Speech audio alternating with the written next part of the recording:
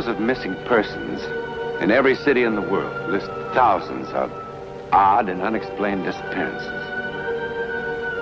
But in the literature of psychic phenomena, there are two sudden appearances that are perhaps as strange and as perplexing as anything that ever happened on this earth. One of them occurred in the town of Chico, in California's Sacramento Valley. The date was March 17th, 1922. It began with something as commonplace and as ordinary as these pieces of granite, sandstone, marble, shale, quartz. Ordinary pieces of rock and stone. Or are they? Yes, sir, that'll be in this week's paper. We're printing it up tonight. Just as soon as... Just a minute, Mr. Stroud. Hurry!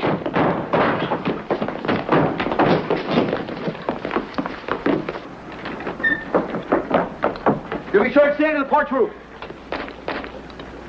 Here they come again! Frank! Frank! Frank! Frank! Frank!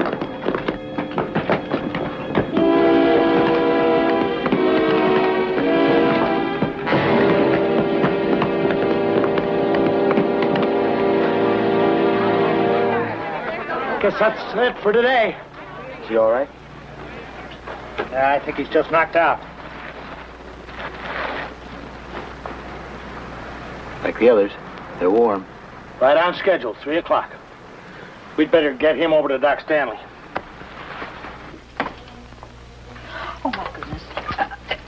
Mr. Stroud, please forgive me. Mr. Stroud?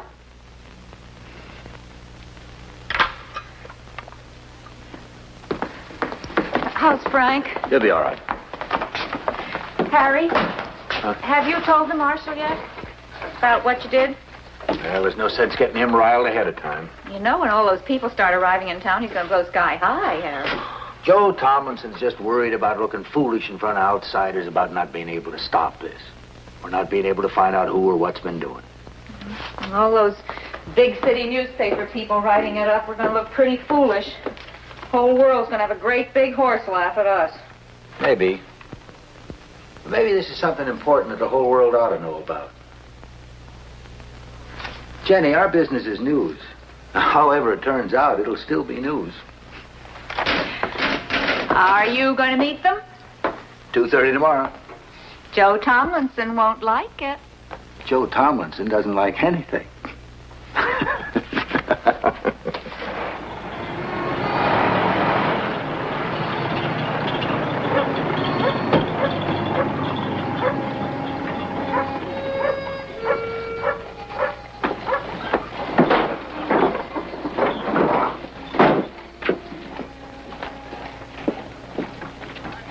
Is this the place they come down, Mr. Cole?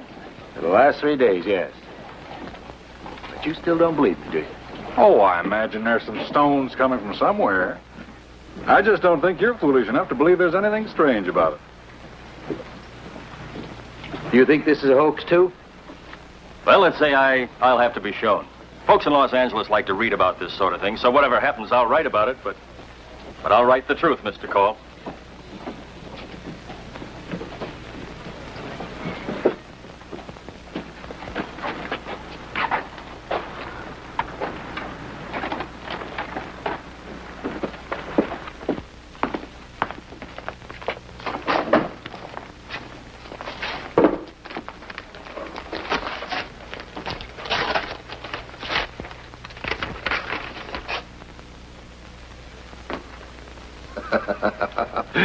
Very good, Mr. Cole. You've got a fine sense of theater. All the props in the right places at the right time. Listen to this, Bradley. Harry Cole, editor, Chico Chronicle. Dear sir, this is to inform you that I am the one who's been causing the stones and rocks to fall on Chico. To prove it, I will make them fall again tomorrow at exactly 3 o'clock and exactly where they fell today. And since I have repealed the law of gravity, I will have some of them float down from the sky. And signed, the Ghost. It's rather amateur theatricals, I'm afraid, Mr. Cole, the Ghost. In the past 10 months, many people have come forward claiming to know who or what was responsible. Now, many of them were anonymous. Well, now you've got your answer. It's a ghost. I assume there are cranks all over the world, Mr. Towers, even in San Francisco. I merely thought, as a newspaper man, gathering information on a story, you would be interested in seeing that note. Oh, I'm interested. I'm very interested, Mr. Call, to see just how far you'll go to try to sell us this bill of goods. I'm not sure how they do things in the big city. But here, while I try to approach gathering news with a healthy skepticism, I hope I do it without arrogance or a smart alecky know-it-all attitude. Very well put, Mr. Call. Don't you think so, Towers? See, you got visitors, Harry. Hi, Joe. It's the town marshal, gentlemen, Mr. Joseph Tomlinson. This is Mr. Towers of the San Francisco... Yeah, I know who they are. You don't seem very happy to see us here, Marshal. No, I'm not. I think this is strictly a local affair. It's nobody else's business. How do you know that, Marshal? What? Well, I mean, unless you know who or what is responsible, how do you know it is local? What else can it be? Well, I'm sure you've been trying to find out for the past 10 months. Sure, naturally. Now, Chico isn't a very large town. If somebody is launching stones with some sort of catapult, I'm sure you'd have discovered him by now. If it's really happening. Don't you see, Bradley? It couldn't be anything else. There are no hills around here. Those stones come straight down from nowhere. Sure they do. Where's the highest spot in town, Marshal? The roof of Torrey's warehouse up on High Street. Can we go up there? Certainly. Well, that's where I want to be at 3 o'clock. With field glasses. That's Harry Call's place, huh? Yeah.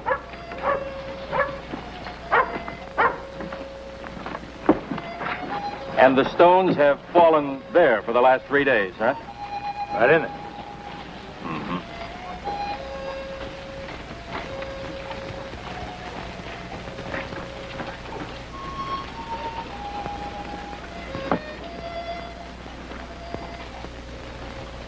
Well, they could easily have been thrown from here with some sort of machine. Couldn't they?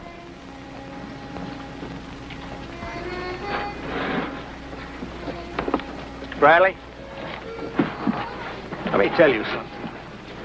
For the last 10 months, those rocks have fallen just about every place in this town. At all sorts of different hours, day and night. And plenty of those times I've been right here with those glasses. But like Call said, they always fall straight down.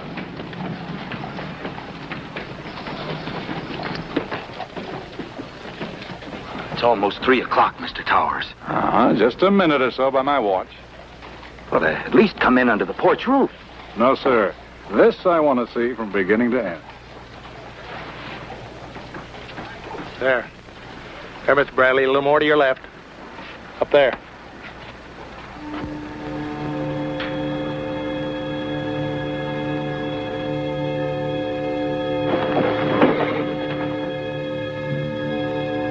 They are.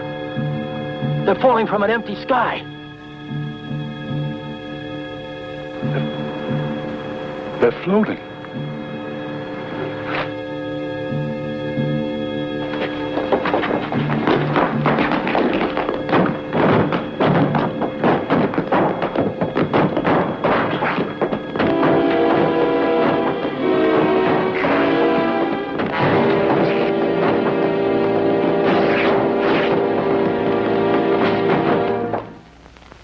The man who wrote this note, who signed himself the Ghost, was never heard from again. However, a young man who had come to Chico 10 months before, and who had been the subject of much conversation because of his odd behavior, disappeared suddenly on the same day. A nationwide search was made for him, but no trace of him or his invention was ever found. Who was he? Or perhaps, what was he? Because, from the New York Times, printed in 1878, 44 years before the barrage of rocks began over Chico. On the 29th of August, a great number of small fish fell from the sky on the town of Chico, California, covering the roof of a store and falling in the streets over an area of several acres. They fell from a cloudless sky and were both freshwater and ocean varieties. And from the Monthly Weather Review of March 1885, a large object of very hard material weighing several tons, but defying analysis, fell from the sky in the town of Chico, California. Now, was the ghost, whoever or whatever he was, or is, responsible for all the strange goings-on in the sky over Chico? It certainly would be fascinating to find out. Just as it would be fascinating to find out more about a man named Charles Elton. The year was 1917. The place, just outside the private residence of a cabinet member of the United States government in Washington, D.C.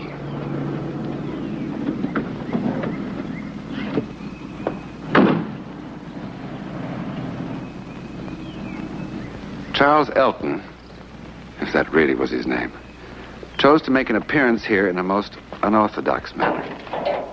But then he proved to be a most unorthodox individual.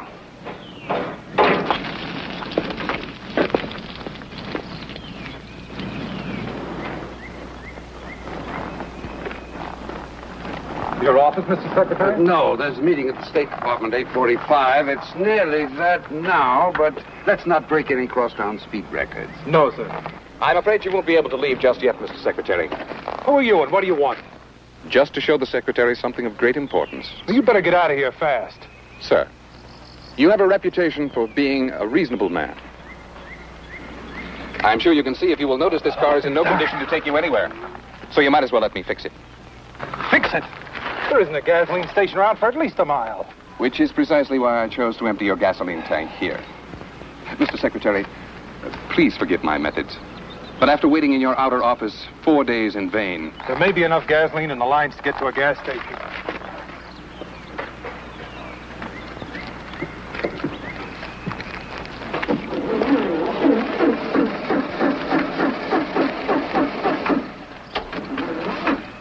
Carter, you'd best go and telephone for a taxicab.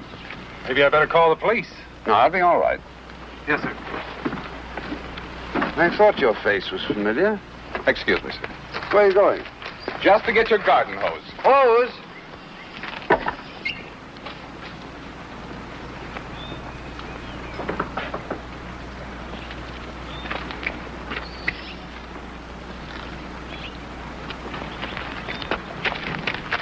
Here, what are you doing? Fixing it so you can drive to the State Department. Great Scott, man, you'll ruin the motor with water. Just water, yes. Well, do you think I sprinkle my lawn with gasoline? Mr. Secretary, please, relax. I assure you I'm not harming your high-powered engine in any way. There.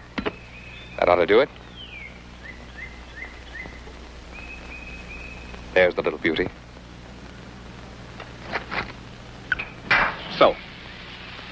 Now for a moment to allow for the effervescence to distribute the chemical throughout the water. And then... You'll want to watch this, Mr. Secretary.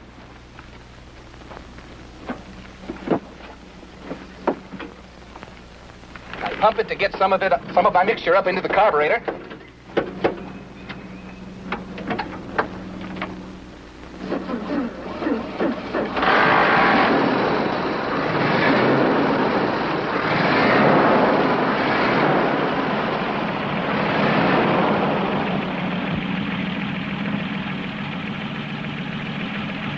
Get in, Mr. Secretary. I'll have you at the State Department in 3 minutes. I'm a very careful driver, sir. Where did you get the gasoline, Mr. Secretary? Oh, from the garden hose. Naturally. Pardon, sir? Cancel the taxi cab. Yes, sir.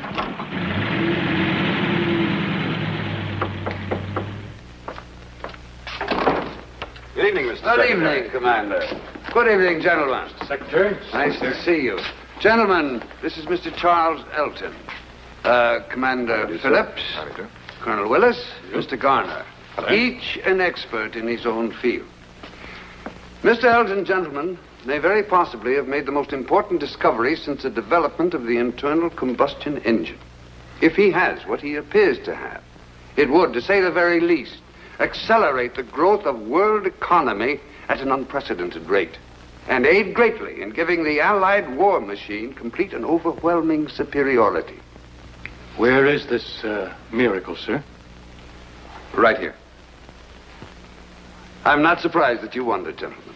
I could very well have been duped, but that's why we're here, to find out. Is that the engine, Commander? Yes, sir. Now, you're absolutely certain that the tank is empty, and that it has never at any time contained any fuel whatsoever. Absolutely, sir. Good. Colonel, did you get the water? Oh, yes, Mr. Secretary. But where did you get it? I picked it up at the corner grocery store, sir. Oh, fine. Now, is there a clean glass handy? Oh, yes, sir. Right here. Good, thank you. Would you pour some water in here, please, Colonel?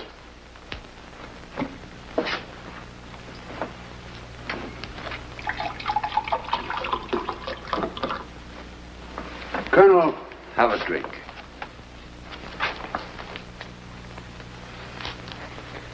What's it taste like? Like water, sir. Just plain, ordinary water, nothing added?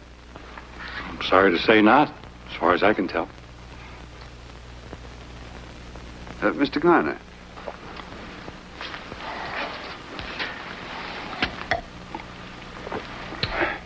Just water? Commander, how long to run an analysis on this? Half a minute. Good. Mr. Garner, is there anything at all unusual about this engine? No, it's just a plain automobile engine. Mm-hmm. Commander? I can tell better after they sit a while, sir. But so far, it's just good old H2O. Fine. Well, Miss Elton, stage is yours. Thank you, sir.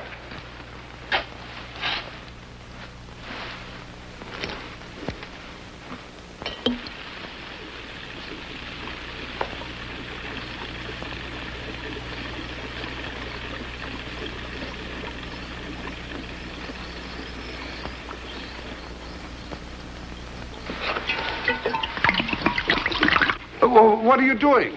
Just protecting myself, Mr. Secretary.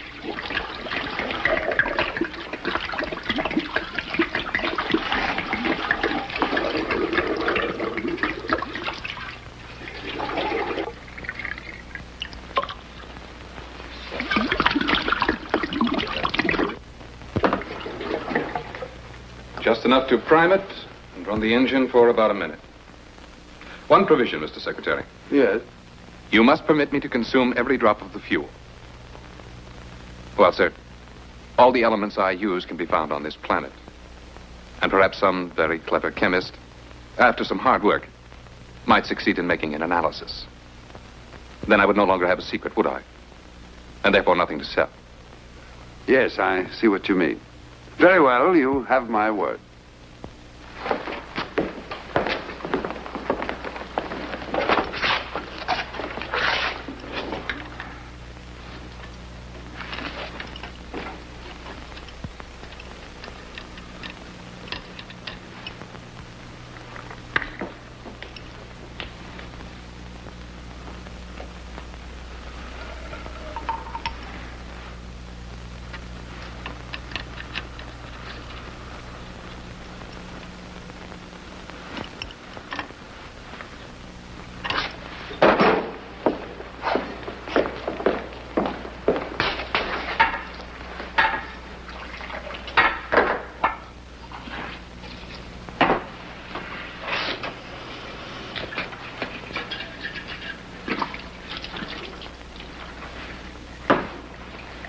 Very well, gentlemen.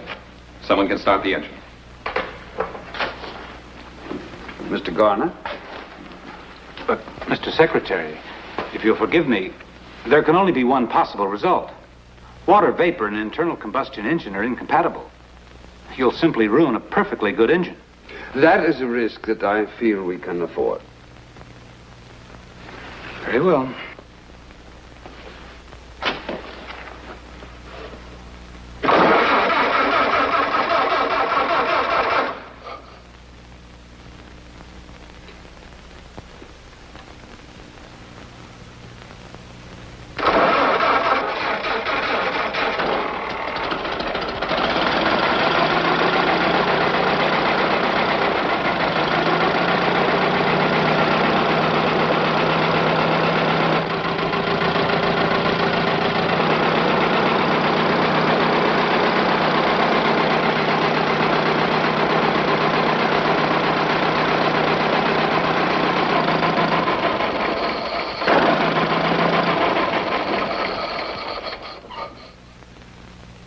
gentlemen, what do you say? There's only one thing you can say. It's impossible. It completely defies the whole theory of internal combustion. Well, unless I'm dreaming, this will do everything you said it would. Unless we're all dreaming the same dream. Well, how much do you want for your formula? $10 million. Mr. Garner, you're employed in private industry. How much do you think he could get for this on the open market? Well, if it's what it seems to be, and can be produced cheaply, I guess there is no ceiling. That's a very good point. How much would it cost to produce this marvelous pill of yours? For a pill that will convert 10 gallons of water into 10 gallons of high-grade fuel, less than 2 cents. You guarantee that? Make the deal contingent upon it. That's fair enough. I, of course, can't commit our government to a project of this magnitude on my own responsibility, but, well, I feel certain that we'll have no difficulty in getting what you want. Now, if you wouldn't mind just waiting in the other room for a moment, there's some things I'd like to discuss with these gentlemen. Not at all. I'll be with you in a very few moments. Take your time, Mr. Secretary.